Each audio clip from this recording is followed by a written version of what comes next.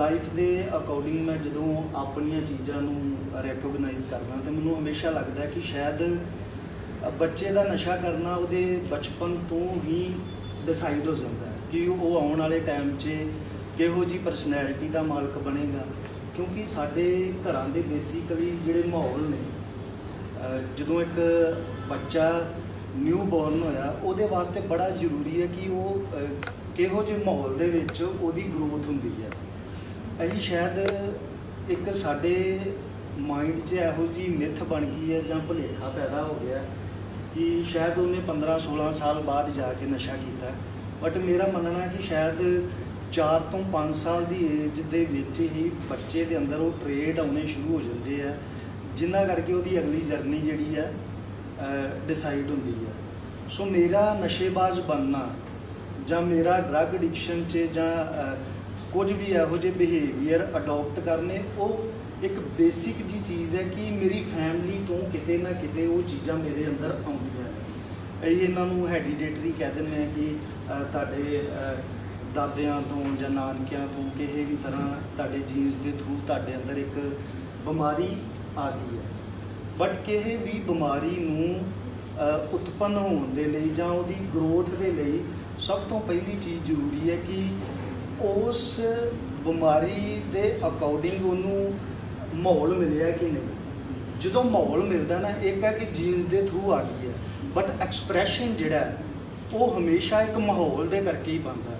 ਸੋ ਸਾਡੀ ਬਿਮਾਰੀ ਨੂੰ ਜੇ ਮੈਨੂੰ 8-9 ਸਾਲ ਤੋਂ ਮੈਂ ਰਿਕਵਰੀ 'ਚ ਹਾਂ। ਬੇਸਿਕਲੀ ਨਸ਼ਾ ਐਡੀ ਵੱਡੀ ਪ੍ਰੋਬਲਮ ਨਹੀਂ ਹੈ ਸਾਡੀ, ਜਿੰਨੀ ਅਸੀਂ ਇਮੋਸ਼ਨਲ ਲੈਵਲ 'ਤੇ ਜਿੰਨੇ ਅਸੀਂ ਅੰਡਰਸਟੈਂਡਿੰਗ ਦੇ ਲੈਵਲ 'ਤੇ ਵੀਕ ਹੈਗੇ ਹਾਂ। ਸਾਨੂੰ ਕਿਸੇ ਦੀ ਗੱਲ ਨੂੰ ਸਮਝਣਾ ਬੜਾ ਔਖਾ ਲੱਗਦਾ, ਸਾਨੂੰ ਆਪਣੇ ਇਮੋਸ਼ਨ ਨੂੰ ਐਕਸਪ੍ਰੈਸ ਕਰਨਾ ਬੜਾ ਔਖਾ ਲੱਗਦਾ, ਜਿਨ੍ਹਾਂ ਦੇ ਕਿਉਂਕਿ ਇਹ ਸਾਰੀਆਂ ਚੀਜ਼ਾਂ ਤੁਹਾਨੂੰ ਬਚਪਨ 'ਚ ਸਿਖਾਈਆਂ ਜਾਂਦੀਆਂ। ਪੇਰੈਂਟਸ ਆਪਣੇ ਕੰਮਾਂ ਦੇ ਵਿੱਚ ਇੰਨੇ ਜ਼ਿਆਦਾ ਬਿਜ਼ੀ ਹੁੰਦੇ ਆ ਕਿ ਬੱਚੇ ਦੀ ਉਹ ਜਿਹੜੀ ਮੈਂਟਲ ਕੰਡੀਸ਼ਨ ਹੈ ਨਾ, ਉਹ ਕਦੇ ਉਹਨੂੰ ਸਮਝ ਪਾਉਂਦੇ ਆ, ਨਾ ਉਹਦੇ ਬਾਰੇ ਸੋਚ ਪਾਉਂਦੇ ਆ ਕਿ ਬੱਚਾ ਸਾਨੂੰ ਕਹਿਣਾ ਕੀ ਚਾਹੁੰਦਾ। ਸੋ ਸਾਡਾ ਉਹ ਜਿਹੜਾ ਬੈਰੀਅਰ ਰਹਿ ਜਾਂਦਾ ਨਾ, ਉਹ ਸਾਨੂੰ ਇੱਕ ਟਾਈਮ 'ਤੇ ਆ ਕੇ, ਹੁਣ ਮੇਰੇ ਲਾਈਫ ਦੇ ਵਿੱਚ ਜਿੱਦਾਂ ਜਿੱਦਾਂ ਚੀਜ਼ਾਂ ਚੱਲਦੀਆਂ ਗਈਆਂ, ਕਿਉਂਕਿ ਮੈਂ ਬਹੁਤ ਘੱਟ ਬੋਲਣ ਵਾਲਿਆਂ 'ਚੋਂ ਰਿਹਾ, ਮੈਂ ਆਪਣੇ ਫਾਦਰ ਦੇ ਨਾਲ ਇੰਨਾ ਕਮਿਊਨੀਕੇਟ ਨਹੀਂ ਕਰ ਸਕਿਆ, ਮੈਂ ਆਪਣੀ ਮਦਰ ਦੇ ਨਾਲ ਉਹ ਜਿਹੜਾ ਇੱਕ ਰਿਲੇਸ਼ਨ ਰਿਹਾ, ਬਟ ਉਹਦੇ ਵਿੱਚ ਡਰ ਬਹੁਤ ਜ਼ਿਆਦਾ ਰਿਹਾ। ਉਹਦੇ 'ਚ ਇੱਕ ਮੈਂਟਲੀ ਤੁਸੀਂ ਜਿਹੜੇ ਹੈਲਦੀ ਚੀਜ਼ਾਂ ਜਾਣੀਆਂ ਚਾਹੀਦੀਆਂ ਉਹ ਨਹੀਂ ਗਈਆਂ। ਸੋ ਉਹ ਇੱਕ ਜਦੋਂ ਪੂਰਾ ਸਟਰਕਚਰ ਕੰਬਾਈਨਡ ਹੁੰਦਾ ਹੈ ਨਾ, ਫਿਰ ਇੱਕ ਬੱਚੇ ਦੀ ਉਹ ਜਿਹੜੀ ਰੂਪ ਰੇਖਾ ਬਣਦੀ ਹੈ ਕਿ ਉਹ ਅੱਗੇ ਜਾ ਕੇ ਕੀ ਕਰੇਗਾ। ਸੋ ਸ਼ਾਇਦ ਉਹ ਜਿਹੜੀਆਂ ਚੀਜ਼ਾਂ ਮੈਂ ਆਪਣੇ ਫਾਦਰ ਨੂੰ ਜਾਂ ਆਪਣੇ ਮਦਰ ਨੂੰ ਜਾਂ ਆਪਣੇ ਜਿੰਨੇ ਵੀ ਮੇਰੇ ਰਿਲੇਸ਼ਨਸ਼ਿਪ ਦੇ ਵਿੱਚ ਲੋਕ ਹੀ, ਜਿਹੜੀਆਂ ਮੈਂ ਉਹਨਾਂ ਨੂੰ ਕਦੇ ਕਹਿ ਨਹੀਂ ਪਾਇਆ, ਜਦੋਂ 14-15 ਸਾਲ ਦੀ ਇੱਕ ਟੀਨ ਏਜ ਦੇ ਵਿੱਚ ਹੀ ਜਾਂਦੇ ਆ, ਅਤੇ ਇੱਕ ਨੈਚੁਰਲ ਜੀ ਚੀਜ਼ ਹੁੰਦੀ ਹੈ ਕਿ ਜਿਹੜੇ ਸਾਡਾ ਫਰੈਂਡ ਸਰਕਲ ਡਿਵੈਲਪ ਹੁੰਦਾ, ਅਸੀਂ ਹਮੇਸ਼ਾ ਉਸੇ ਫਰੈਂਡ ਨੂੰ ਮਹੱਤਵ ਦਿੰਦੇ ਆ ਕਿ ਜਿਹੜਾ ਸਾਡੀ ਗੱਲ ਨੂੰ ਸਮਝ ਸਕੇ ਨਾ। ਕਿਉਂਕਿ ਜੇ 40 ਜਾਂ 30 ਬੱਚੇ ਤੁਹਾਡੀ ਕਲਾਸ 'ਚ ਹੁੰਦੇ ਆ, ਤੁਹਾਡੇ 3-4 ਬੱਚੇ ਹੀ ਕਲੋਜ਼ ਹੁੰਦੇ। ਕਿਉਂ ਕਲੋਜ਼ ਹੁੰਦੇ ਆ? ਕਿਉਂਕਿ ਉਹਨਾਂ ਦੀ ਥਿੰਕਿੰਗ ਤੁਹਾਡੀ ਥਿੰਕਿੰਗ ਸੇਮ ਹੁੰਦੀ ਹੈ। ਤੁਸੀਂ ਉਹਨਾਂ ਨੂੰ ਲਾਈਕ, ਉਹਨਾਂ ਦਾ ਰਹਿਣ ਸਹਿਣ, ਉਹਨਾਂ ਦੇ ਗੱਲ ਕਰਨ ਦੇ ਤਰੀਕੇ ਤੁਹਾਡੇ ਵਰਗੇ ਹੁੰਦੇ ਆ। ਸੋ ਸਾਡੀ ਅਟਰੈਕਸ਼ਨ ਆਪਣੇ ਮਾਈਂਡ ਦੇ ਅਕੋਰਡਿੰਗ ਹੀ ਹੁੰਦੀ ਹੈ ਕਿ ਅਸੀਂ ਆਪਣੇ ਫਰੈਂਡ ਸਰਕਲ ਕਿਹੋ ਜਿਹੇ ਬਣਾਉਣੇ ਨੇ। ਅਸੀਂ ਉਹੋ ਜਿਹੇ ਬਣਾਵਾਂਗੇ ਜਿਹੜੀ ਚੀਜ਼ ਦੀ ਸਾਡੇ ਅੰਦਰ ਬਚਪਨ ਤੋਂ ਕਮੀ ਰਹਿੰਦੀ ਹੈ ਕਿ ਜਿਹੜਾ ਸਾਨੂੰ ਕੋਈ ਸੁਣ ਸਕੇ, ਜਿੱਥੇ ਮੈਂ ਆਪਣੇ ਬਾਰੇ ਖੁੱਲ੍ਹ ਕੇ ਆਪਣੇ ਆਪ ਨੂੰ ਐਕਸਪ੍ਰੈਸ ਕਰ ਸਕਾਂ ਨਾ। ਸੋ ਜਦੋਂ ਮੈਂ ਉਹਨਾਂ ਬੰਦਿਆਂ ਦੇ ਨਾਲ, ਇੱਕ ਬੜੀ ਸ਼ਾਇਦ ਸਮਝਣ ਵਾਲੀ ਚੀਜ਼ ਹੈ ਕਿ ਜਦੋਂ ਸਾਰੀਆਂ ਚੀਜ਼ਾਂ ਤੁਹਾਡੇ ਅੰਦਰ ਦੱਬੀਆਂ ਰਹਿ ਜਾਂਦੀਆਂ ਨੇ, ਅਤੇ ਕੁਝ ਬੱਚੇ ਕੋਈ ਵੀ ਇੰਟਰਸਟ ਜਿਹੜਾ ਨਾ ਉਦੋਂ ਤੱਕ ਡਿਵੈਲਪ ਨਹੀਂ ਹੁੰਦਾ ਜਦੋਂ ਤੱਕ ਤੁਹਾਡੀ ਭੁੱਖ ਨਾ ਹੋਏ ਕਿਸੇ ਚੀਜ਼ ਦੇ ਲਈ ਨਾ। ਬਟ ਮੇਰੀ ਬੇਸਿਕਲੀ ਭੁੱਖ ਰਹੀ ਕਿ ਯਾਰ ਮੈਂ ਗੱਲ ਕਰ ਸਕਾਂ ਆਪਣੇ ਬਾਰੇ, ਮੈਨੂੰ ਕੋਈ ਸਮਝ ਸਕੇ, ਮੈਨੂੰ ਕੋਈ ਸੁਣ ਸਕੇ। ਉਹਦੇ 'ਚ ਕੁਝ ਗਰਲ ਫਰੈਂਡ ਵੀ ਉਹੋ ਜਿਹੀਆਂ ਡਿਸਾਈਡ ਹੋਈਆਂ, ਕੁਝ ਫਰੈਂਡ ਵੀ ਉਹੋ ਜਿਹੇ। ਹੁਣ ਇਹ ਜਿੰਨੇ ਵੀ ਡਿਸਾਈਡ ਹੋਏ ਨਾ, ਮੈਂ ਆਪਣੇ ਆਪ ਨੂੰ ਬਹੁਤ ਕੁਐਸਚਨ ਕਰਦਾ, ਕਿਉਂਕਿ ਮੈਨੂੰ ਲੱਗਦਾ ਕਿ ਸ਼ਾਇਦ ਤੁਹਾਡੀ ਜਰਨੀ ਉਦੋਂ ਤੱਕ ਸ਼ੁਰੂ ਨਹੀਂ ਹੁੰਦੀ ਜਦੋਂ ਤੁਸੀਂ ਬਾਹਰ ਦੀ ਬਜਾਏ ਆਪਣੇ ਆਪ ਨੂੰ ਕੁਐਸਚਨ ਨਹੀਂ ਪੁੱਛਦੇ। ਅਸੀਂ ਹਮੇਸ਼ਾ ਨਸ਼ਾ ਕਰਨ ਵਾਲਾ ਐਂਡ ਉਹਦੀ ਜਿਹੜੀ ਫੈਮਿਲੀ ਹੈ, ਉਹ ਦੋਵੇਂ ਪਾਸੇ ਕਿੱਦਾਂ ਚੱਲਦੀ ਹੈ, ਉਹ ਨਸ਼ੇ ਕਰਨ ਵਾਲੇ ਨੂੰ ਬਲੇਮ ਕਰਦੇ ਰਹਿੰਦੇ ਆ, ਜਿਹੜਾ ਨਸ਼ਾ ਕਰਦਾ ਉਹ ਆਪਣੇ ਪੇਰੈਂਟਸ ਨੂੰ ਬਲੇਮ ਕਰਦਾ, ਉਹ ਕਦੇ ਹਾਲਾਤਾਂ ਨੂੰ, ਕਦੇ ਕਿਸਮਤ ਨੂੰ। ਇੱਕ ਇਹੋ ਜਿਹੀ ਸੋਚੀ ਸਮਝੀ ਸਾਡੇ ਮਾਈਂਡ ਦੀ ਉਹ ਜਿਹੜੀ ਡਿਜ਼ੀਜ਼ ਗੇਮ ਦੇ ਵਿੱਚ ਪਾਈ ਰੱਖਦੀ ਹੈ ਕਿ ਸਾਨੂੰ ਨਿਕਲਣ ਵਾਸਤੇ ਪਤਾ ਹੀ ਨਹੀਂ ਲੱਗਦਾ ਵੀ ਇਹ ਚੋਂ ਬਾਹਰ ਕਿੱਦਾਂ ਆਈਏ ਨਾ, ਅਸੀਂ ਹੋਰ ਫਸ ਜਾਂਦੇ। ਸੋ ਸਭ ਤੋਂ ਬੇਸਿਕਲੀ ਜੀ ਚੀਜ਼ ਇਹ ਹੈ ਕਿ ਤੁਸੀਂ ਆਪਣੀਆਂ ਵੀਕਨੈਸ ਨੂੰ ਆਇਡੈਂਟੀਫਾਈ ਕਰਨਾ ਕਿ ਤੁਹਾਡੇ ਅੰਦਰ ਕਿਹੜੀਆਂ ਵੀਕਨੈਸ ਨੇ ਜਿਹੜੀਆਂ ਤੁਹਾਨੂੰ ਨਸ਼ੇ ਵੱਲ ਲੈ ਕੇ ਜਾਂਦੀਆਂ ਨੇ। ਅਸੀਂ ਸਾਰੇ ਜਾਣੇ ਇੱਥੇ ਨਸ਼ਾ ਛੱਡਣ ਲਈ ਬੈਠੇ ਆ, ਪਰ ਮੇਰਾ ਇੱਕ ਖਿਆਲ ਹੈ, ਤੁਸੀਂ ਟਰਾਈ ਕਰਿਓ। ਮੇਰੇ 14 ਰਿਲੈਪਸਸ ਹੋਏ ਨੇ ਐਂਡ ਮੇਰੇ ਟ੍ਰੀਟਮੈਂਟ ਦੇ ਵਿੱਚ ਮੈਂ ਫਸਟ ਟ੍ਰੀਟਮੈਂਟ ਤੋਂ ਲੈ ਕੇ ਹਮੇਸ਼ਾ ਨਸ਼ਾ ਛੱਡਣਾ ਚਾਹੁੰਦਾ ਹੈ। ਮੈਂ ਹਮੇਸ਼ਾ ਨਸ਼ਾ ਛੱਡਣਾ ਚਾਹੁੰਦਾ ਸੀ ਕਿਉਂਕਿ ਇੱਕ ਪੇਨ ਬੜੀ ਖਤਰਨਾਕ ਹੈ ਫਿਜ਼ੀਕਲੀ, ਮੈਂਟਲੀ, ਰਿਲੇਸ਼ਨਸ਼ਿਪ ਦੇ ਵਿੱਚ ਤੁਹਾਡੇ ਸੋਸ਼ਲ ਦਾਇਰਿਆਂ ਦੇ ਤੁਸੀਂ ਬਿਲਕੁਲ ਝੰਬੇ ਜਾਂਦੇ ਹੋ। ਪੰਜਾਬੀ 'ਚ ਜਿੱਦਾਂ ਕਹਿੰਦੇ ਕਿ ਝੰਬੇ ਗਏ ਯਾਰ ਤੁਸੀਂ, ਕਿ ਤੁਹਾਨੂੰ ਸਮਝ ਨਹੀਂ ਲੱਗਦੀ ਕੀ ਕਰੀਏ। ਅਸੀਂ ਜਦੋਂ ਉਸ ਪੇਨ ਨੂੰ ਇੱਕ ਐਕਸਟ੍ਰੀਮ ਲੈਵਲ 'ਤੇ ਜਦੋਂ ਕੋਈ ਵੀ ਦਰਦ ਜਾਂਦੀ ਹੈ ਨਾ, ਦਰਦ ਹਮੇਸ਼ਾ ਦੋ ਤਰ੍ਹਾਂ ਦੀ ਹੈ। ਪਹਿਲੀ ਚੀਜ਼ ਹੈ ਕਿ ਇੱਕ ਦਰਦ ਉਹ ਹੈ ਜਿਹੜੀ ਤਕਲੀਫ ਦਿੰਦੀ, ਦੂਜੀ ਦਰਦ ਉਹ ਹੈ ਜਿਹੜੀ ਤੁਹਾਨੂੰ ਬਦਲ ਦਿੰਦੀ, ਠੀਕ ਹੈ ਨਾ। ਸੋ ਐਡਿਕਸ਼ਨ ਦੇ ਵਿੱਚ ਤੁਸੀਂ ਮੈਨੂੰ ਜੋ ਮੈਂ ਐਡਿਕਸ਼ਨ ਦੀ ਪਰਿਭਾਸ਼ਾ ਇੱਕ ਕਿਹਾ ਜਾਂਦਾ ਨਾ ਕਿ ਐਡਿਕਟਿਵ ਬੰਦੇ ਦਾ ਮਤਲਬ ਕਿ ਉਹ ਜਿਹੜੀ ਚੀਜ਼ ਸ਼ੁਰੂ ਕਰਦਾ ਕਦੇ ਖਤਮ ਨਹੀਂ ਕਰ ਪਾਉਂਦਾ, ਉਹਦੇ 'ਚ ਨੁਕਸਾਨ ਹੁੰਦੇ ਨੇ ਜਾਂ ਉਹਦੇ 'ਚ ਉਹਦੇ ਕਿੰਨੇ ਰਿਲੇਸ਼ਨਸ਼ਿਪ ਬਣੀ ਚੜ੍ਹਨ ਦੇ, ਅਸੀਂ ਇਹਨੂੰ ਐਡਿਕਸ਼ਨ ਸਮਝਦੇ। ਮੇਰਾ ਮੰਨਣਾ ਹੈ ਕਿ ਇੱਕ ਟਾਈਮ ਐਡਿਕਟ ਬੰਦੇ ਦੀ ਲਾਈਫ 'ਚ ਇਹੋ ਜਿਹਾ ਆ ਜਾਂਦਾ ਜਦੋਂ ਨਸ਼ੇ ਦੇ ਕਰਕੇ ਪ੍ਰੋਬਲਮ ਨਹੀਂ ਹੈ। ਨਸ਼ਾ ਬਹੁਤ ਲੋਕ ਛੱਡਦੇ ਆ, ਮੈਂ ਵੀ ਬਹੁਤ ਵਾਰੀ ਟਰਾਈ ਕੀਤਾ, ਮੈਂ ਛੱਡਿਆ ਵੀ, ਮੈਂ ਬਹੁਤ ਕਾਫੀ ਲੋਕਾਂ ਨੂੰ ਜਾਣਦਾ ਜਿਨ੍ਹਾਂ ਛੱਡਿਆ। ਨਸ਼ੇਬਾਜ਼ ਨੂੰ ਨਸ਼ੇ ਤੋਂ ਪ੍ਰੋਬਲਮ ਨਹੀਂ ਹੈ, ਬਟ ਉਹਦੇ ਮਾਈਂਡ ਦੀ ਜਿਹੜੀ ਸੈਟਿੰਗ ਹੋ ਜਾਂਦੀ ਹੈ ਨਾ, ਉਹਦੇ ਮਾਈਂਡ ਦੀ ਸੈਟਿੰਗ ਕੀ ਹੈ ਕਿ ਉਹਨੂੰ ਚੰਗੀ ਲਾਈਫ ਜਿਹੜੀ ਹੈ, ਇੱਕ ਨੋਰਮਲ ਲਾਈਫ ਹੈ, ਉਹ ਬਿਲਕੁਲ ਵੀ ਪਸੰਦ ਨਹੀਂ ਰਹਿੰਦੀ, ਉਹਨੂੰ ਚੰਗੀ ਨਹੀਂ ਲੱਗਦੀ। ਨਸ਼ਾ ਕਰਨ ਦਾ ਮਤਲਬ ਨਸ਼ਾ ਨਹੀਂ ਹੈ, ਨਸ਼ੇਬਾਜ਼ ਦਾ ਮਿਜ਼ਰੀ ਦੇ ਵਿੱਚ ਰਹਿਣਾ ਐਡਿਕਸ਼ਨ। ਉਹਨੂੰ ਹਰ ਵੇਲੇ ਕੋਈ ਨਾ ਕੋਈ ਕਿਓਸ ਚਾਹੀਦਾ ਆਪਣੀ ਜ਼ਿੰਦਗੀ ਵਿੱਚ, ਤਾਂ ਕਿ ਉਹਦੇ ਅੰਦਰ ਦੇ ਹੁਣ ਨੋਰਮਲੀ ਜਦੋਂ ਇੱਕ ਬੰਦਾ ਨਸ਼ਾ ਕਰਦਾ ਇੰਨਾ ਸਾਰਿਆਂ ਦੇ ਨਾਲੋਂ ਟੁੱਟ ਜਾਂਦਾ ਸਮਾਜਿਕ ਤੌਰ 'ਤੇ, ਪਰਿਵਾਰਿਕ ਤੌਰ 'ਤੇ, ਕਿ ਉਹਨੂੰ ਹਮੇਸ਼ਾ ਇੱਕ ਨੀਵੀਂ ਨਜ਼ਰ ਦੇ ਨਾਲ ਵੇਖਿਆ ਜਾਂਦਾ ਹੈ, ਇੱਕ ਗੰਦੇ ਇਨਸਾਨ ਦੀ ਹੈਸੀਅਤ ਨਾਲ ਵੇਖਿਆ ਜਾਂਦਾ। ਉਹ ਅੰਦਰੋਂ ਉਹਦਾ ਜਿਹੜਾ ਮੋਰਾਲ ਆ ਆਪਣੇ ਲਈ, ਉਹਦੀ ਜਿਹੜੀ ਇੱਕ ਆਪਣੇ ਲਈ ਪਰਸਨੈਲਿਟੀ ਆ ਬਿਲਕੁਲ ਢਹਿ ਢੇਰੀ ਹੋ ਜਾਂਦੀ ਹੈ, ਜਿਹਦੇ ਕਰਕੇ ਉਹਦੇ ਕੋਲ ਕਦੇ ਆਪਸ਼ਨ ਹੀ ਨਹੀਂ ਹੁੰਦਾ ਕਿ ਯਾਰ ਮੈਂ ਬਦਲਾਂ। ਹੁਣ ਇੱਕ ਬੰਦੇ ਨੂੰ ਤੁਸੀਂ ਕਹਿ ਦਿਓ ਕਿ ਤੂੰ ਹੈ ਹੀ ਮਾੜਾ, ਇੱਕ ਬੱਚੇ ਨੂੰ ਕਹਿਣਾ ਸ਼ੁਰੂ ਕਰ ਦਿਓ, ਵੱਡਾ ਹੋ ਕੇ ਉਹ ਚੰਗਾ ਹੋਏਗਾ ਕਦੇ? ਉਹ ਮਾੜਾ ਹੀ ਬਣੇਗਾ ਕਿ ਯਾਰ ਮੈਨੂੰ ਦਿੱਤਾ ਗਿਆ ਕਿ ਮਾੜਾ ਹੀ ਹੈ ਨਾ। ਸੋ ਰਿਸਪੈਕਟ ਕਰਨੀ ਬਹੁਤ ਜ਼ਰੂਰੀ ਹੈ।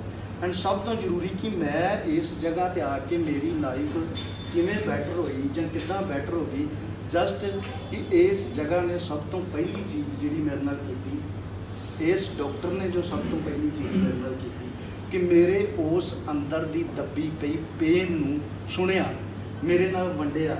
ਐਂਡ ਦੂਜੀ ਚੀਜ਼ ਕਿ ਮੈਨੂੰ ਉਹਨਾਂ ਨੇ ਮਾੜੇ ਬੰਦੇ ਦੀ ਹੈਸੀਅਤ ਨਾਲ ਨਹੀਂ ਵੇਖਿਆ, ਉਹਨਾਂ ਮੈਨੂੰ ਇੱਕ ਰਿਸਪੈਕਟ ਦੇ ਨਜ਼ਰੀਏ ਨਾਲ ਵੇਖਿਆ। ਉਹਨਾਂ ਮੈਨੂੰ ਦੱਸਿਆ ਕਿ ਤੇਰੀ ਬਿਮਾਰੀ ਇੱਕ ਜਗ੍ਹਾ 'ਤੇ ਹੈ, ਇਨਸਾਨ ਤੂੰ ਇੱਕ ਜਗ੍ਹਾ 'ਤੇ ਹੈ ਨਾ। ਸੋ ਜਦੋਂ ਅਸੀਂ ਪਾਰਦਰਸ਼ੀ ਨਜ਼ਰ ਦੇ ਨਾਲ ਚੀਜ਼ਾਂ ਨੂੰ ਵੇਖਦੇ ਹਾਂ ਨਾ ਕਿ ਨਹੀਂ ਯਾਰ, ਫਿਰ ਤੁਹਾਨੂੰ ਆਪਣੇ ਆਪ 'ਤੇ ਨਜ਼ਰ ਆਉਂਦਾ। ਅੱਜ ਮੇਰੇ ਕੋਲੋਂ ਅੱਜ ਵੀ ਡੈਫੀਨੇਟਲੀ ਹੈ ਕਿ ਇਨਸਾਨ ਹੋਣ ਦੇ ਨਾਤੇ ਗੁੱਸਾ ਆ ਜਾਂਦਾ, ਕਈ ਵਾਰੀ ਕਈ ਚੀਜ਼ਾਂ ਤੋਂ ਨਹੀਂ ਚੰਗੀਆਂ ਲੱਗਦੀਆਂ, ਇਰੀਟੇਟ ਹੋ ਜਾਂਦਾ, ਫਰਸਟ੍ਰੇਟ ਹੋ ਜਾਂਦਾ। ਬਟ ਬੇਸਿਕਲੀ ਜੀ ਚੀਜ਼ ਹੈ ਕਿ ਇਹ ਇੱਕ ਸਿੱਖ ਮਾਈਂਡ ਦੀ ਇੱਕ ਥਾਟ ਹੈ, ਇੱਕ ਸਿੱਖ ਮਾਈਂਡ ਦੀ ਸੋਚ ਹੈ, ਨਾ ਕਿ ਤੂੰ ਮਾੜਾ ਕਦੇ ਹੈਗਾ ਨਾ।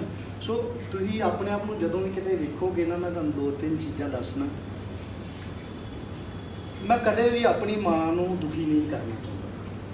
ਜਿਹੜਾ ਬਿਮਾਰ ਹੈ ਉਹ ਤੁਹਾਡੇ 'ਚੋਂ ਕੌਣ ਹੈ ਵੀ ਆਪਣੀ ਮਦਰ ਨੂੰ ਦੁਖੀ ਕਰਨਾ ਚਾਹੁੰਦਾ ਹੈ? ਕੋਈ ਬਾਰੇ ਮਿਲੀ? ਆਪਣੀ ਵਾਈਫ ਨੂੰ ਕੌਣ ਤੰਗ ਕਰਨਾ ਚਾਹੁੰਦਾ? ਆਪਣੇ ਫਾਦਰ ਨੂੰ ਜਾਂ ਮਦਰ ਨੂੰ ਕੌਣ ਤੰਗ ਕਰਨਾ ਚਾਹੁੰਦਾ? ਨਹੀਂ, ਬੇਸਿਕਲੀ ਸਾਡਾ ਨੇਚਰ ਬਹੁਤ ਜ਼ਿਆਦਾ ਲਵਿੰਗ ਹੈ, ਬਹੁਤ ਜ਼ਿਆਦਾ ਕੇਅਰਿੰਗ ਹੈ। ਬਟ ਹੁੰਦਾ ਕੀ ਹੈ ਕਿ ਜਦੋਂ ਸਾਡੇ ਮਾਈਂਡ ਦੇ ਅੰਦਰ ਨਸ਼ਾ ਜਾਂਦਾ, ਨਸ਼ਾ ਸਾਨੂੰ ਜਦੋਂ ਇਹ ਸ਼ੁਰੂਆਤੀ ਦੌਰ 'ਚ ਕਰਦੇ ਹਾਂ, ਸਾਡੇ ਮਾਈਂਡ ਨੂੰ ਇੱਕ ਉਸ ਸਥਿਤੀ 'ਚ ਜਾਂ ਉਸ ਪੀਕ 'ਤੇ ਲੈ ਜਾਂਦਾ ਜਿੱਥੇ ਜਾ ਕੇ ਬਾਕੀ ਦੇ ਜਿਹੜੇ ਨੋਰਮਲ ਇਮੋਸ਼ਨ ਨੇ ਸਾਡੇ, ਜਿਹੜਾ ਕਿਸੇ ਦੇ ਲਈ ਫੀਲਿੰਗ ਹੈ ਜਾਂ ਕਿਸੇ ਦੇ ਲਈ ਤੁਹਾਡਾ ਕੋਈ ਖਿਆਲ ਹੈ ਜਾਂ ਕੋਈ ਨਜ਼ਰੀਆ, ਉਹ ਸਾਰੇ ਪ੍ਰਭਾਵਿਤ ਹੋ ਜਾਂਦੇ, ਕਿਉਂਕਿ ਤੁਸੀਂ ਸਰਫੇਸ ਲੈਵਲ 'ਤੇ ਨਹੀਂ ਹੋ। ਨਸ਼ੇ ਨੇ ਤੁਹਾਨੂੰ ਇੱਕ ਨਾਰਮਲ ਲੈਵਲ ਤੋਂ ਚੁੱਕ ਕੇ ਇੱਕ ਡਿਫਰੈਂਟ ਲਿਵਿੰਗ ਲਾਈਫ 'ਚ ਲੈ ਗਿਆ ਨਾ। ਉਹ ਜਿਹੜੀ ਉੱਪਰ ਡਿਫਰੈਂਟ ਲਿਵਿੰਗ ਲਾਈਫ ਆ ਗਈ ਆ ਹੁਣ ਨਸ਼ੇ ਦੇ ਨਾਲ, ਅਸਲ ਦੇ ਵਿੱਚ ਅਸੀਂ ਉਹਨੂੰ ਆਪਣੀ ਰਿਐਲਿਟੀ ਮੰਨ ਲੈਂਦੇ ਹਾਂ, ਅਸੀਂ ਉਹਨੂੰ ਸੱਚ ਮੰਨ ਕੇ ਜੀਣਾ ਸ਼ੁਰੂ ਕਰ ਦਿੰਦੇ ਹਾਂ। ਹੁਣ ਨਾਰਮਲ ਲਾਈਫ ਦੇ ਵਿੱਚ ਤੁਹਾਡੀ ਇੱਕ ਰੂਟੀਨ ਹੈ, ਤੁਹਾਡੀ ਇੱਕ ਫੈਮਿਲੀ ਹੈ, ਤੁਹਾਡੀ ਲਾਈਫ ਦੇ ਵਿੱਚ ਬੜੇ ਰੋਲ ਨੇ। ਅਸੀਂ ਸਿਰਫ ਇੱਕੋ ਰੋਲ ਨੂੰ ਆਪਣੀ ਲਾਈਫ 'ਚ ਲੈ ਕੇ ਆ ਜਾਂਦੇ ਹਾਂ, as a addict, as a ਨਸ਼ਾ, ਐਜ਼ ਏ ਕਿ ਉੱਪਰ ਦੇ ਲੈਵਲ 'ਤੇ ਰਹਿਣਾ। ਬਟ ਕਦੋਂ ਤੱਕ ਕੋਈ ਵੀ ਚੀਜ਼ ਹੈ, ਇੱਕ ਗ੍ਰੈਵਿਟੀ ਸਮਝਦੇ ਹੋ ਨਾ, ਗ੍ਰੈਵਿਟੀ ਕੀ ਚੀਜ਼ ਹੈ? ਕੋਈ ਵੀ ਚੀਜ਼ ਤਾਂ ਸੁੱਟੋ ਉਹਨੇ ਥੱਲੇ ਡਿੱਗਣਾ, ਜਿੰਨੀ ਮਰਜ਼ੀ ਉੱਪਰ ਸੁੱਟ ਦਿਓ। ਸੋ ਨਸ਼ਾ ਕੀ ਕਰਦਾ, ਸਾਨੂੰ ਬਹੁਤ ਬਾਉਂਸ ਦਿੰਦਾ, ਸਾਡੇ ਮਾਈਂਡ ਨੂੰ ਉੱਪਰ ਲੈ ਜਾਂਦਾ, ਬਟ ਉਹ ਪਰਮਾਨੈਂਟ ਨਹੀਂ ਹੈ, ਉਹ ਟੈਂਪਰੇਰੀ ਹੈ। ਜਦੋਂ ਅਸੀਂ ਥੱਲੇ ਆਉਂਦੇ ਹਾਂ, ਅਸੀਂ ਨਾਰਮਲ ਤੋਂ ਚੱਲਦੇ ਹਾਂ, ਜਦੋਂ ਥੱਲੇ ਡਿੱਗਦੇ ਹਾਂ ਅਸੀਂ ਨਾਰਮਲ ਤੋਂ ਵੀ ਥੱਲੇ ਆ ਜਾਂਦੇ ਹਾਂ। ਜਿਹੜੇ ਸਾਡੇ ਇਮੋਸ਼ਨ ਜਾਂ ਸਾਡੀਆਂ ਆਪਣੀਆਂ ਥਿੰਕਿੰਗ ਨੇ ਉਹ ਹੋਰ ਜ਼ਿਆਦਾ ਥੱਲੇ, ਹੋਰ ਜ਼ਿਆਦਾ ਡਾਊਨ ਹੋ ਜਾਂਦੀਆਂ। ਹੁਣ ਇਹੀ ਉਹਨਾਂ ਨੂੰ ਲਾਸਟ ਦਿਨਾਂ 'ਚ ਜੇ ਆ ਕੇ ਜਦੋਂ ਮੈਂ ਸੋਚਦਾ ਕਿ ਮੈਂ ਨਸ਼ਾ ਛੱਡਣ ਬਾਰੇ ਸੋਚਿਆ, ਤੁਸੀਂ ਇੱਥੇ ਟ੍ਰੀਟਮੈਂਟ ਲਈ ਕੋਈ ਵੀ ਬੰਦਾ ਉਦੋਂ ਨਹੀਂ ਆਉਂਦਾ ਜਦੋਂ ਪੀਕ ਪੁਆਇੰਟ 'ਤੇ ਹੈ, ਹਮੇਸ਼ਾ ਉਦੋਂ ਹੀ ਬੰਦਾ ਆਉਂਦਾ ਜਦੋਂ ਉਹ ਇੱਕ ਲੋ ਲੈਵਲ 'ਤੇ ਚਲਾ ਗਿਆ, ਜਿੱਥੇ ਹਰ ਵੇਲੇ ਮੌਤ ਨਜ਼ਰ ਆਉਂਦੀ ਹੈ, ਜਿੱਥੇ ਹਰ ਵੇਲੇ ਲਾਈਫ 'ਚ ਡਿਸਟਰਬਨੈਸ ਨਜ਼ਰ ਆਉਂਦੀ ਹੈ। ਹੁਣ ਜਦੋਂ ਉੱਥੇ ਹੈ ਬੰਦਾ, ਉਦੋਂ ਠੀਕ ਹੋਣ ਬਾਰੇ ਸੋਚਦਾ। ਸਾਡੇ ਟ੍ਰੀਟਮੈਂਟ 'ਚ ਕਮੀ ਕਿੱਥੇ ਰਹਿ ਜਾਂਦੀ ਹੈ? ਅਸੀਂ ਇੱਕ ਨਾਰਮਲ ਲਾਈਨ ਤੋਂ ਨਸ਼ਾ ਸ਼ੁਰੂ ਕੀਤਾ, ਡਾਕਟਰ ਨੇ ਸਾਡਾ ਟ੍ਰੀਟਮੈਂਟ ਕੀਤਾ, ਸਾਡੀਆਂ ਕਾਉਂਸਲਿੰਗ ਸ਼ੁਰੂ ਹੋਈਆਂ, 1-1.5 ਮਹੀਨਾ ਅਸੀਂ ਉਹਦੇ 'ਚ ਰਹੇ, ਐਂਡ ਉਹਦੇ ਤੋਂ ਬਾਅਦ ਇੱਕ ਨਾਰਮਲ ਲਾਈਫ ਆ ਗਈ ਨਾ ਸਾਡੀ, ਕਿ ਨੀਂਦ ਵਧੀਆ ਆ ਗਈ ਹੈ, ਪਿਆਰ ਨਾਲ ਗੱਲਬਾਤ ਕਰਨੀ ਸ਼ੁਰੂ ਕਰ ਦਿੱਤੀ ਹੈ, ਰੋਟੀ ਪਾਣੀ ਖਾਣਾ ਵਧੀਆ ਸ਼ੁਰੂ ਕਰਦਾ। ਫੈਮਿਲੀ ਉਹਨਾਂ ਨੂੰ ਲੱਗਦਾ ਕਿ ਬਸ ਠੀਕ ਹੈ, ਪੇਸ਼ੈਂਟ ਉਹਨੂੰ ਲੱਗਦਾ ਕਿ ਇਟਸ ਓਕੇ, ਕਿ ਹੁਣ ਤਾਂ ਮੈਂ ਠੀਕ ਹਾਂ, ਨਾਰਮਲ ਹਾਂ। ਬਟ ਅਸਲ ਦੇ ਵਿੱਚ ਇੱਥੋਂ ਟ੍ਰੀਟਮੈਂਟ ਸ਼ੁਰੂ ਹੀ ਨਹੀਂ ਹੈ। ਟ੍ਰੀਟਮੈਂਟ ਸ਼ੁਰੂ ਹੁੰਦਿਆਂ ਜੋ ਮੇਰਾ ਮੰਨਣਾ ਕਮ ਸੇ ਕਮ 1 ਸਾਲ ਬਾਅਦ ਟ੍ਰੀਟਮੈਂਟ ਸ਼ੁਰੂ ਹੁੰਦਾ ਹੈ, ਡੀਟੌਕਸ ਤੋਂ ਬਾਅਦ। ਹੁਣ 1 ਸਾਲ ਦਾ ਪੇਸ਼ੈਂਸ, 1 ਸਾਲ ਦਾ ਸਬਰ ਰੱਖਣਾ ਸਾਡੇ ਲਈ ਸਭ ਤੋਂ ਮਾੜੀ ਚੀਜ਼ ਹੈ।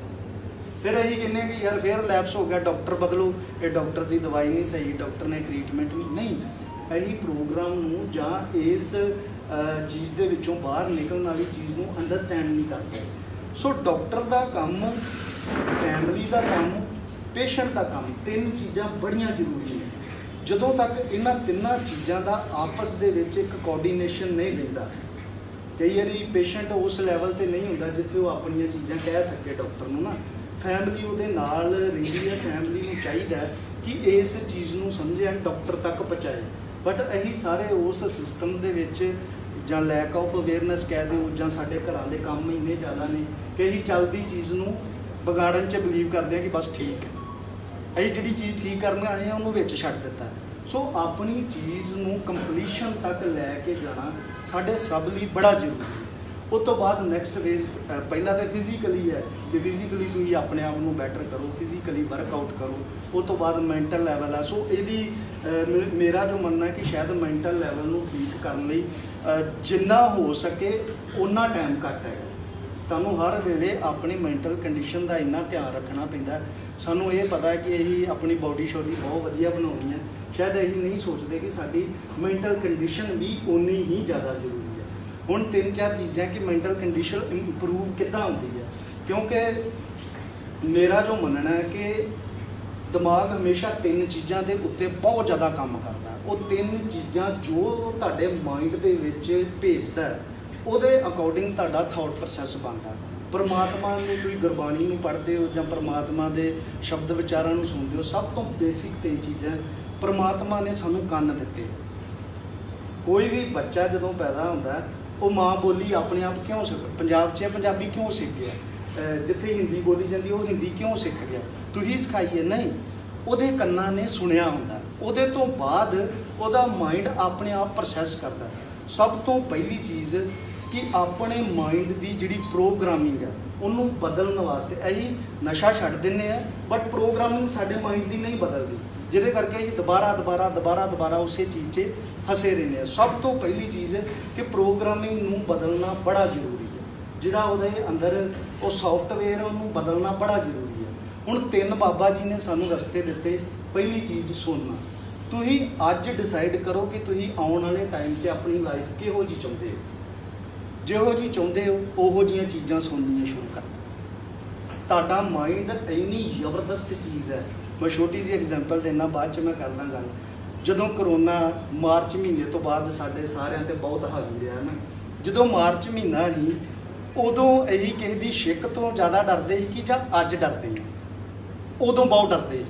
ਉਦੋਂ ਅਸੀਂ ਘਰ ਨਿਕਲਣ ਤੋਂ ਵੀ ਬਹੁਤ ਡਰਦੇ ਸੀ। ਅਸੀਂ ਬਾਰ-ਬਾਰ ਹੱਥ ਵੀ ਧੋਂਦੇ ਸੀ।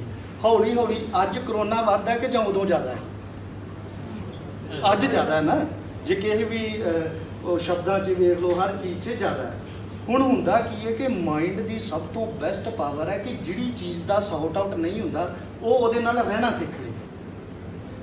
ਇਹੀ ਕਰੋਨਾ ਦੇ ਨਾਲ ਰਹਿਣਾ ਸਿੱਖਣ ਦੀ ਆਦਤ ਪਾਉਣੀ ਸ਼ੁਰੂ ਕਰ ਦਿੱਤੀ ਹੈ। ਉਹਦੇ 'ਚ ਕੀ ਹੈ ਕਿ ਪ੍ਰੀਕਾਸ਼ਨ ਹੈ, ਆਪਣਾ ਧਿਆਨ ਰੱਖੋ, ਆਪਣੀ ਸਾਫ਼ ਸਫਾਈ ਰੱਖੋ। ਸੋ ਇੱਕ ਸਿਸਟਮ ਮਾਈਂਡ ਆਪਣੇ ਆਪ ਡਿਵੈਲਪ ਕਰ ਲੈਂਦਾ ਹੈ ਨਾ। 3-4 ਮਹੀਨੇ 'ਚ ਤੁਸੀਂ ਸਾਰੇ ਨੇ ਐਡਜਸਟ ਕਰ ਲਿਆ। ਉਹ ਮਾਈਂਡ ਨੂੰ ਤੁਸੀਂ ਜੋ ਸੁਣਦੇ ਹੋ ਤੁਹਾਡਾ ਮਾਈਂਡ ਉਹਨੂੰ ਪ੍ਰੋਸੈਸ ਕਰਦਾ। ਦੂਜੀ ਚੀਜ਼, ਜੋ ਤੁਸੀਂ ਵੇਖਦੇ ਹੋ ਆਪਣੇ ਵੇਖਣ ਦਾ ਨਜ਼ਰੀਆ ਬਦਲਣਾ। ਤੁਸੀਂ ਜਿਹੋ ਜਿਹੀਆਂ ਚੀਜ਼ਾਂ ਵੇਖਦੇ ਹੋ ਤੁਹਾਡੇ ਮਾਈਂਡ ਦੇ ਵਿੱਚ ਉਹੋ ਜਿਹੀਆਂ ਇਮੇਜਸ ਬਣਨੀਆਂ ਸ਼ੁਰੂ ਹੋ ਜਾਂਦੀਆਂ। ਫਿਰ ਤੁਸੀਂ ਬੋਲਣ 'ਤੇ, ਤੀਜੀ ਚੀਜ਼ ਆ ਬੋਲਣਾ। ਤੁਸੀਂ ਬੋਲਦੇ ਕੀ ਹੋ? ਹੁਣ ਮੈਂ ਸਾਰਾ ਦਿਨ ਆਪਣੀ ਦੁੱਖ ਦੀ ਰੀਲ ਬੋਲੀ ਜਾਵਾਂ ਕਿ ਮੇਰੇ ਨਾਲ ਆਹ ਮਾੜਾ ਹੋ ਗਿਆ, ਮੇਰੇ ਨਾਲ ਆਹ ਮਾੜਾ ਹੋ ਗਿਆ, ਮਾਈਂਡ ਕੀ ਕਹੇਗਾ? ਚੰਗੀ ਚੀਜ਼ ਕਦੇ ਆਉਂਦੇਗਾ ਮੇਰੇ ਦਿਮਾਗ 'ਚ? ਨਹੀਂ ਨਾ ਆਏਗੀ ਕਦੇ। ਸੋ ਚੰਗਾ ਬੋਲਣਾ ਸ਼ੁਰੂ ਕਰੋ ਕਿ ਚੰਗੀਆਂ ਚੀਜ਼ਾਂ ਬਾਰੇ ਸੋਚੀਏ, ਚੰਗੀਆਂ ਚੀਜ਼ਾਂ ਬਾਰੇ ਗੱਲ। ਐਂਡ ਸਭ ਤੋਂ ਕਿ ਕਮ ਸੇ ਕਮ ਜਦੋਂ ਤੁਸੀਂ ਕਿਸੇ ਵੀ ਚੀਜ਼ ਨੂੰ ਫੋਲੋ ਕਰਦੇ ਹੋ ਤੁਹਾਡੇ ਕੋਲ 5 ਜਾਂ 6 ਇਨਸਾਨ ਇਹੋ ਜਿਹੇ ਹੋਣੇ ਚਾਹੀਦੇ ਨੇ ਜਿਹੜੇ ਤੁਹਾਡੇ ਤੋਂ ਉਸ ਚੀਜ਼ ਦੇ ਵਿੱਚ ਮਾਹਿਰ ਹੋਣ, ਜਿਹੜੇ ਤੁਹਾਡੇ ਤੋਂ ਜ਼ਿਆਦਾ ਉਸ ਚੀਜ਼ ਨੂੰ ਜਾਣਦੇ ਹੋ। ਸੋ ਤੁਸੀਂ ਇੱਕ ਸਿੰਪਲ ਜਿਹਾ ਵੇ ਹੈ ਕਿ ਆਪਣੀਆਂ ਇਹਨਾਂ ਚੀਜ਼ਾਂ ਦੇ ਉੱਤੇ ਜਦੋਂ ਵਰਕਆਊਟ ਕਰਦੇ ਆ, ਇੱਕ ਸਿਸਟਮ ਨੂੰ ਫੋਲੋ ਕਰਦੇ ਆ, ਉਹਦੇ ਰੂਲ ਐਂਡ ਰੈਗੂਲੇਸ਼ਨ ਨੂੰ ਫੋਲੋ ਕਰਦੇ ਆ, ਜਦੋਂ ਇਹੀ ਲੋਕਾਂ ਨੂੰ ਸਮਝਣ ਦੀ ਬਜਾਏ ਆਪਣੇ ਆਪ ਦੀ ਅੰਡਰਸਟੈਂਡਿੰਗ ਵਧਾਉਂਦੇ ਆ, ਆਪਣੀਆਂ ਵੀਕਨੈਸ ਦੇ ਪ੍ਰਤੀ ਅਵੇਅਰ ਹੁੰਦੇ ਆ, ਉਦੋਂ ਜਾ ਕੇ ਸਾਡੀ ਲਾਈਫ ਦੇ ਵਿੱਚ ਚੀਜ਼ਾਂ ਜਿਹੜੀਆਂ ਨੇ ਠੀਕ ਹੋਣੀਆਂ ਸ਼ੁਰੂ ਹੋ ਜਾਂਦੀਆਂ। ਇੱਕ ਛੋਟੀ ਜਿਹੀ ਚੀਜ਼ ਹੋਰ ਹੈ ਕਿ ਸ਼ਾਇਦ ਮੈਨੂੰ ਬੜੇ ਟਾਈਮ ਬਾਅਦ ਸ਼ਾਇਦ ਇਸ ਲੋਕਡਾਊਨ ਨੇ ਮੇਰੀ ਲਾਈਫ ਦੇ ਵਿੱਚ ਬਹੁਤ ਹੈਲਪ ਕੀਤੀ। ਮੈਨੂੰ ਸ਼ਾਇਦ ਉਹ ਚੀਜ਼ਾਂ ਉਦੋਂ ਇੰਨੀਆਂ ਅੰਡਰਸਟੈਂਡ ਨਹੀਂ ਸੀ ਜਿੰਨੀਆਂ ਬਾਅਦ 'ਚ ਹੋਈਆਂ। ਹੁਣ ਸਾਡੇ ਕੋਲ 10-15 ਲੱਖ ਦੀ ਇੱਕ ਗੱਡੀ ਹੁੰਦੀ, ਸਾਡਾ ਇੱਕ ਘਰ ਦੇ ਵਿੱਚ ਇੱਕ ਬੈੱਡਰੂਮ ਦੇ ਵਿੱਚ ਇਹੀ ਬੈੱਡ ਲਾਇਆ ਹੁੰਦਾ। ਹੁਣ ਗੱਡੀ 10-15 ਲੱਖ ਦੀ ਹੈ, ਪਰ ਘਰ ਦੇ ਵਿੱਚ ਬੈੱਡਰੂਮ 'ਚ ਲੱਗਾ ਬੈੱਡ 25 ਤੋਂ 30 ਹਜ਼ਾਰ ਦੀ ਹੈ। ਗੱਡੀ ਦੀ ਵੈਲਿਊ ਜ਼ਿਆਦਾ ਪਰ ਉਹਨੂੰ ਗਰੈਜ 'ਚ ਕਿਉਂ ਖੜੀ ਕਰਦੀ ਹੈ? ਬੈੱਡ ਦੀ ਵੈਲਿਊ ਘੱਟ ਹੈ, ਉਹਨੂੰ ਬੈੱਡਰੂਮ 'ਚ ਕਿਉਂ ਇੰਪੋਰਟੈਂਸ ਵੈਲਿਊ? ਕਿ ਉਹ ਚੀਜ਼ ਜਿਸ ਜਗ੍ਹਾ ਲਈ ਬਣੀ ਹੈ ਉੱਥੇ ਹੀ ਰਹਿਣੀ ਚਾਹੀਦੀ ਹੈ। ਸਾਡੀ ਲਾਈਫ ਦੀ ਸਭ ਤੋਂ ਵੱਡੀ ਪ੍ਰੋਬਲਮ ਜਿਹੜੀਆਂ ਚੀਜ਼ਾਂ ਨੇ ਨਾ ਉਹ ਇਹੀ ਬਿਲਕੁਲ ਵੈਲਿਊ ਦੇ ਅਕੋਰਡਿੰਗ ਨਹੀਂ ਰੱਖੀਆਂ, ਉਹ ਇੱਧਰ ਦੀਆਂ ਇੱਧਰ ਕਰਦੀਆਂ। ਫੈਮਿਲੀ ਦੀ ਜਗ੍ਹਾ ਸਾਡੇ ਰਿਸ਼ਤੇਦਾਰ ਨੇ, ਫੈਮਿਲੀ ਦੀ ਜਗ੍ਹਾ ਸਾਡਾ ਕੰਮ ਹੈ, ਫੈਮਿਲੀ ਦੀ ਜਗ੍ਹਾ ਸਾਡੇ ਯਾਰ ਦੋਸਤ ਨੇ। ਯਾਨੀ ਕਿ ਇਹੀ ਗਰਾਜ ਦੀ ਗੱਡੀ ਆਪਣੇ ਬੈੱਡਰੂਮ 'ਚ ਲਾਈ। ਹੁਣ ਬੈੱਡਰੂਮ 'ਚ ਗੱਡੀ ਨੂੰ ਵੇਖ ਸਕਦੇ, ਤੁਸੀਂ ਆਰਾਮ ਨਹੀਂ ਕਰ ਸਕਦੇ। ਸੋ ਇਹੀ ਸਿਸਟਮ ਦੇ ਅਕੋਰਡਿੰਗ ਜਿਹੜੀਆਂ ਚੀਜ਼ਾਂ ਦੀ ਜਗ੍ਹਾ ਜਿੱਥੇ ਬਣਦੀ ਹੈ, ਜੇ ਸਾਨੂੰ ਉਹਨਾਂ ਚੀਜ਼ਾਂ ਨੂੰ ਉੱਥੇ ਰੱਖਣਾ ਆ ਗਿਆ, ਮੈਨੂੰ ਲੱਗਦਾ ਕਿ ਸ਼ਾਇਦ 80 ਤੋਂ 90% ਪ੍ਰੋਬਲਮ ਸਾਡੀ ਲਾਈਫ ਦੀਆਂ ਜਿਹੜੀਆਂ ਨੇ ਉੱਥੇ ਹੀ ਖਤਮ ਹੋਣੀਆਂ ਸ਼ੁਰੂ ਹੋ ਜਾਂਦੀਆਂ। ਨਸ਼ਾ ਜਾਂ ਨਸ਼ੇ ਵਾਲੇ ਯਾਰ ਦੋਸਤ ਜਾਂ ਇਹਦੀ ਟ੍ਰੀਟਮੈਂਟ ਜੇ ਫੇਲ ਹੈ, ਉਹ ਸਿਰਫ ਇੰਨਾ ਹੀ ਹੈ ਕਿ ਇੱਕ ਡਾਕਟਰ ਨੇ ਸਲਾਹ ਦਿੱਤੀ ਹੈ, ਬਟ ਲਾਗੇ ਇੱਕ ਪੇਸ਼ੈਂਟ ਨੇ ਸਲਾਹ ਕੀ ਦਿੱਤੀ, ਸਾਡਾ ਬੰਦਾ ਤਾਂ ਆਪੇ ਠੀਕ ਹੋ ਗਿਆ, ਉਹਨੂੰ ਤਾਂ ਲੋੜ ਹੀ ਨਹੀਂ ਪਈ। ਇਹੀ ਕੀ ਕੀਤਾ, ਡਾਕਟਰ ਦੀ ਜਗ੍ਹਾ ਉਹ ਫੈਮਿਲੀ ਰੱਖ ਦਿੱਤੀ। ਸੋ ਫਿਰ ਡਾਕਟਰ ਤਾਂ ਤੁਸੀਂ ਫੇਲ ਕਰ ਦਿੱਤਾ ਨਾ। ਸੋ ਜਿਹੜੀ ਜਗ੍ਹਾ ਜਿੱਥੇ ਹੈ, ਜੋ ਟ੍ਰੀਟਮੈਂਟ 'ਚ ਜ਼ਰੂਰੀ ਹੈ ਉਹਨੂੰ ਫੋਲੋ ਕਰਨਾ, ਐਂਡ ਫੈਮਿਲੀ ਦੇ ਵਿੱਚ ਉਸ ਰਿਲੇਸ਼ਨਸ਼ਿਪ ਨੂੰ ਜਾਂ ਆਪਣੇ ਅਕੋਰਡਿੰਗ ਚੀਜ਼ਾਂ ਨੂੰ ਮੇਨਟੇਨ ਕਰਨਾ ਸਾਡੀ ਸਭ ਤੋਂ ਜ਼ਰੂਰੀ ਚੀਜ਼ ਹੈ। ਜੇ ਅਸੀਂ ਇਹਨੂੰ ਫੋਲੋ ਕਰਾਂਗੇ ਨਾ, ਮੇਬੀ ਕਿ ਅਗਲੀ ਮੀਟਿੰਗ 'ਚ ਸਾਡੇ ਸੋਚਣ ਦੀ ਜਿਹੜੀ ਥਿੰਕਿੰਗ ਹੈ, ਸਾਡੇ ਉਹਦੇ ਪੈਟਰਨ ਬਦਲੇ ਹੋਣਗੇ, ਸਾਡੀਆਂ ਚੀਜ਼ਾਂ ਨੂੰ ਵੇਖਣ ਦੇ ਨਜ਼ਰੀਏ ਬਦਲੇ ਹੋਣਗੇ। ਇੱਕ ਹੁੰਦਾ ਹੀਅਰਿੰਗ, ਇੱਕ ਹੁੰਦਾ ਲਿਸਨਿੰਗ। ਹੁਣ ਤੁਸੀਂ ਸੋਚ ਲਓ ਕਿ ਤੁਸੀਂ ਇੱਥੇ ਸਿਰਫ ਹੀਅਰਿੰਗ ਕਰਕੇ ਚਲੇ ਜਾਣਾ ਕਿ ਜਾਂ ਉਹਨੂੰ ਲਿਸਨ ਕਰਕੇ ਚਲੇ ਜਾਣਾ। ਹੀਅਰਿੰਗ ਦਾ ਮਤਲਬ ਕੀ ਹੈ? ਇੱਧਰੋਂ ਸੁਣਨਾ, ਇੱਧਰੋਂ ਕੱਢ ਦੇਣਾ। ਲਿਸਨਿੰਗ ਦਾ ਮਤਲਬ ਇੱਧਰੋਂ ਸੁਣਨਾ, ਇੱਥੇ ਚਲਾਉਣਾ। ਜਦੋਂ ਤੱਕ ਇੱਥੇ ਨਹੀਂ ਚੀਜ਼ ਚੱਲੇਗੀ ਨਾ, ਉਦੋਂ ਤੱਕ ਸਮਝ ਆਉਣਾ ਬੜਾ ਔਖਾ। ਸੋ ਬਾਕੀ ਇਹ ਇੱਕ ਜਿੱਦਾਂ ਦੂਜੀਆਂ ਡਿਜ਼ੀਜ਼ ਨੇ, ਦੂਜੀਆਂ ਬਿਮਾਰੀਆਂ ਨੇ, ਉੱਦਾਂ ਦੀ ਹੀ ਇੱਕ ਬਿਮਾਰੀ ਹੈ। ਸੋ ਜਿੱਦਾਂ ਉਹਦੇ 'ਚ ਪਰਹੇਜ਼ ਚਾਹੀਦਾ, ਜਿੱਦਾਂ ਉਹਦੇ 'ਚ ਟ੍ਰੀਟਮੈਂਟ ਚਾਹੀਦਾ, ਉੱਦਾਂ ਹੀ ਇਹਦੇ 'ਚ ਚਾਹੀਦਾ। ਕੁਝ ਵੱਖਰਾ ਕਰਨ ਦੀ ਲੋੜ ਨਹੀਂ, ਸਿਰਫ ਸਾਨੂੰ ਜੋ ਗਾਈਡਲਾਈਨਸ ਦਿੱਤੀਆਂ ਜਾਂਦੀਆਂ ਉਹਨਾਂ ਨੂੰ ਹੀ ਫੋਲੋ ਕਰਨਾ। ਜਦੋਂ ਇਹ ਫੋਲੋ ਕਰਾਂਗੇ ਡੈਫੀਨੇਟਲੀ ਇਹ ਕਿ ਜਿਹੜੇ ਰਿਜ਼ਲਟ ਨੇ ਸਾਡੇ ਅਕੋਰਡਿੰਗ ਆਉਣਗੇ, ਨਾ ਕਿ ਬਿਮਾਰੀ ਦੇ ਅਕੋਰਡਿੰਗ ਆਉਣਗੇ।